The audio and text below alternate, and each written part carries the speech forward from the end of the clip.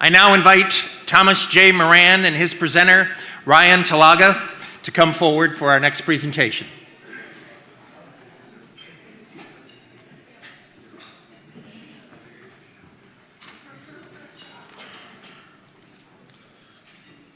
Good evening, everyone. My name is Ryan Talaga, and I'm currently enrolled in the Richard DeVos Graduate School on Northwood University's Michigan campus. Tonight I have the pleasure and honor to represent Mr. Thomas J. Moran, who currently lives in Onaway, Michigan. He's the founder of Moran Ironworks, the founder and CEO of Moran Ironworks, which is based in Onaway, Michigan, which is also where he currently resides. Tom started his business right out of high school in 1978, but it actually began before then. When he was taking a woodshop class in high school, he asked his teacher if he could tinker with the welding equipment. By the time he knew it, he was the school repairman. He began welding desks and even got called out of class along with a couple buddies to install a scoreboard for the athletic department. In 2014, Tom noticed the shortage of unskilled labor in his region and decided to develop the Industrial Arts Institute, which today has currently graduated over 100 students with many certifications in HVAC, electrical, welding, plumbing, and other certifications. His fellow employees have also helped him learn many new welding techniques that he's been able to incorporate in his business. Other than his main business, Tom spends a lot of time doing charity work as well as developing structures and sculptures for nonprofit organizations. If any of you have ever been to Northwood University's Michigan campus, one of his beautiful pieces of work is on display near the main entrance. When I asked Tom if he would be interested in doing something that what other is currently doing, he said he would like to own his own cheese factory, which I thought was pretty interesting.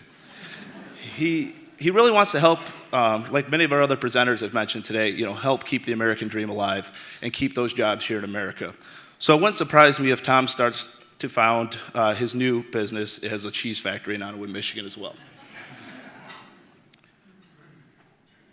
So going on to some of his accomplishments.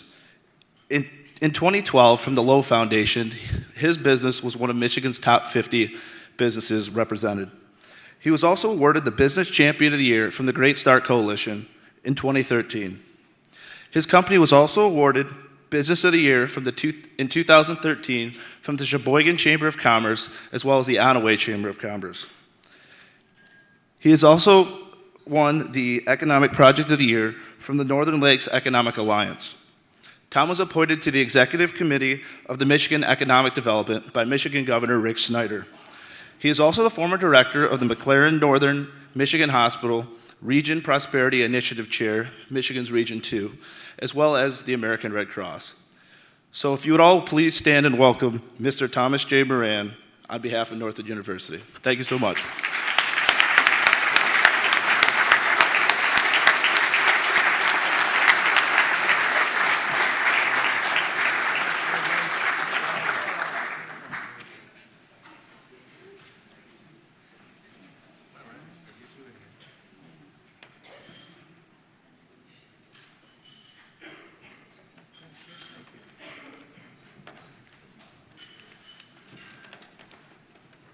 Thank you very much, President Priddy, Board of Northwood's, staff, faculty, administration, and all of you. This is a huge honor, and thank you very much. But a special thanks to my entire group of supporters who have come so far, especially the president of my fan club, my beautiful wife, Marilyn. Thank you all for coming here and supporting me.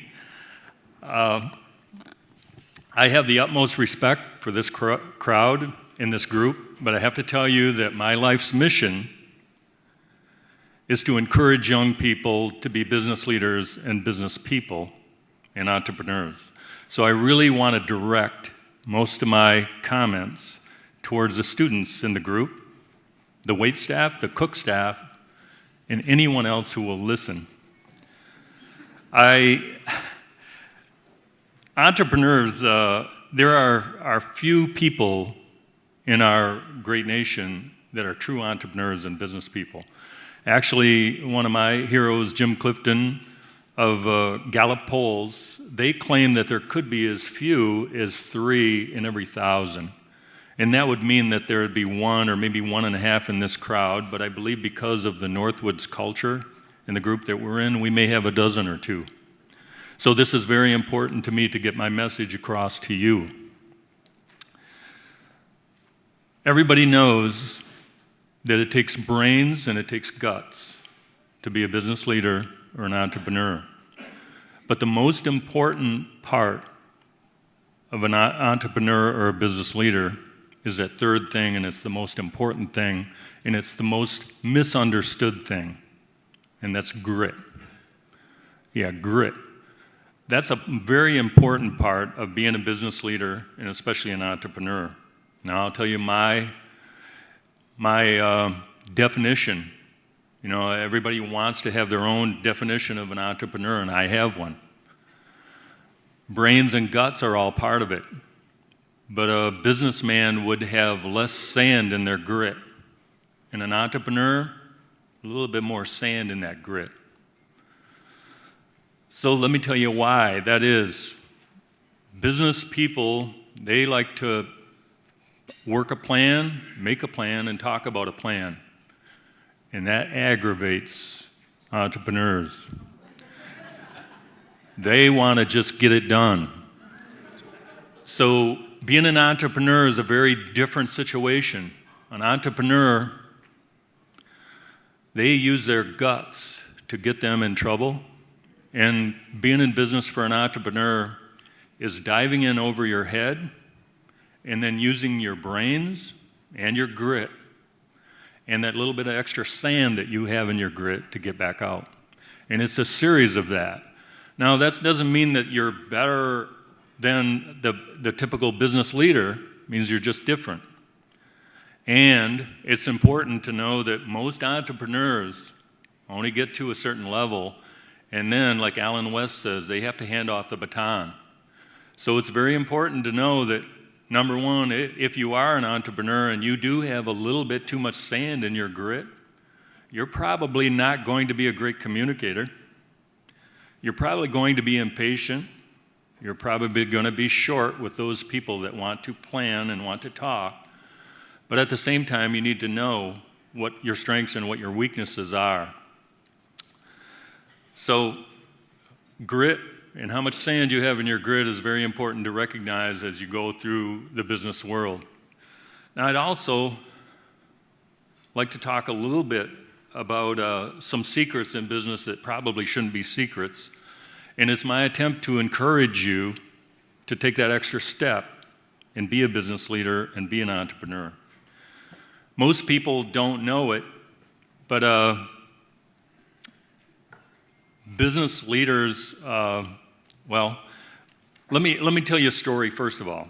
I started my welding business renting a building and going and buying a load of scrap steel so I had material, and I was in business. That was it. I didn't get DBA papers, and I didn't even get a sales tax license until I got the first check, and I had to. So some of the rules is that you don't need to know everything about getting into business. You don't have to have all the answers, because you probably never will. You can learn as you go, but it takes brains, and it takes guts, and it takes that grit. So 30 years later, I opened a skilled trade school. So what was the difference? Well, I didn't have to rent a building, and I didn't have to get a load of scrap. It was that easy. But the hard part comes later. And that's what takes that grit to get through, to drive through that learning process. Now, I'll tell you something else about business. It's taken me years of reflection, but what I found out is that early on in my career, I would get established business leaders that would come to me for work. And I thought at that time it was my reputation. But my reputation wasn't that good then.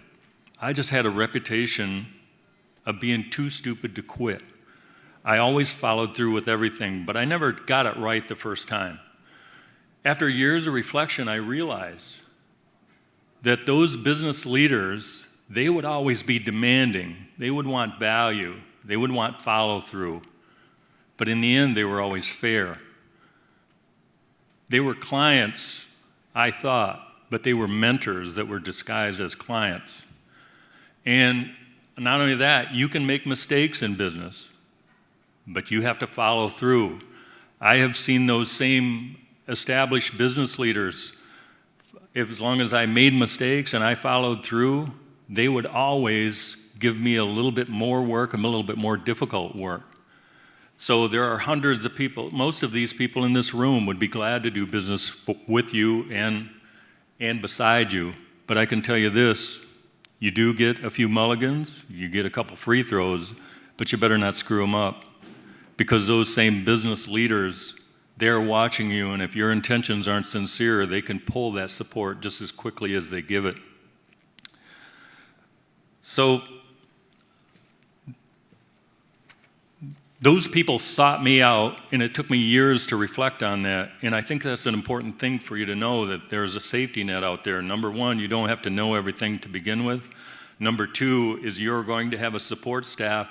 It's not a dog-eat-dog world out there. It's really not. But you have to do your part, and the business world will do their part to support you. And by the way, you don't have to be the perfect student. And some of you may not be. You know, the typical entrepreneur is one of those people that probably not paying attention much in class, maybe drinking a little bit too much beer, squealing the tires on their mother's car. All I want to tell you is those are good things. You just need to keep them under control. Let me give you, I want another story, and once I tell this story, President Priddy's going to know who I'm talking about. I had lunch with a very intelligent man who was the dean of the University of Kansas, and having lunch in Harbor Springs, and he was the dean for like 30 years. And for some of you out there know, the dean of the college, they keep track of alumni, and they keep track of them because they want a donation, but that's okay. But he says, yeah, I kept pretty close track of the alumni, and the valedictorians, the salutatorians, they get good jobs, make $250,000, $500,000 a year, which is nothing to sneeze at. But he says, who I found out that really supported the college well is that student that had a little bit of discipline problem. Maybe they dropped out after 3 or 4 years.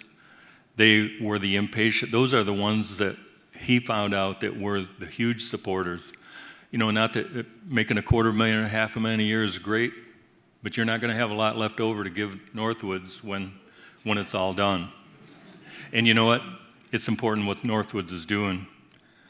And I'll tell you how important. Now, this is why I'm really here. And these numbers are really important, and we all need to own them. Then this is why what Northwoods is doing is important, and it's important right now.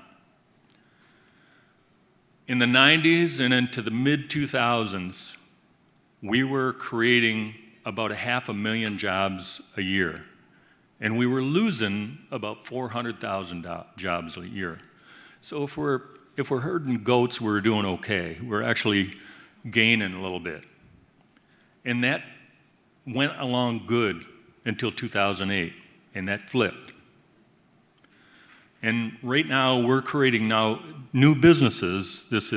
New businesses, about 400,000 new businesses, and we're losing about 500,000 businesses a year. Now, every one of you have a cell phone. You're going to look in there, and you're going to say, oh, Moran, you're not correct, because my statistics show about 800,000 new businesses a year. That's correct, but there's a problem. Over half of those are just on paper. They don't create value, and they don't create jobs, and there's nothing wrong with those. Everybody in here knows that. They protect value, but they don't create value. So we now are in a situation where we're losing new businesses, and that's why we need entrepreneurs and we need business people like you. We need you, your community needs you, and the nation needs you now more than ever. So, in closing, I again want to thank President Priddy and the entire board, all of you for having me. It's a huge honor, and I'm very humbled by it. But at the same time, I want to make sure that the students in the audience, everybody in the audience, understands that what Northwoods is doing is very important. You should do whatever you can to provide or create new businesses, new ideas, and create jobs for the future. There's never been a better time, and you've never been in a bitter situation where you had support of this entire group and all of the business world. So thank you very much, and good evening.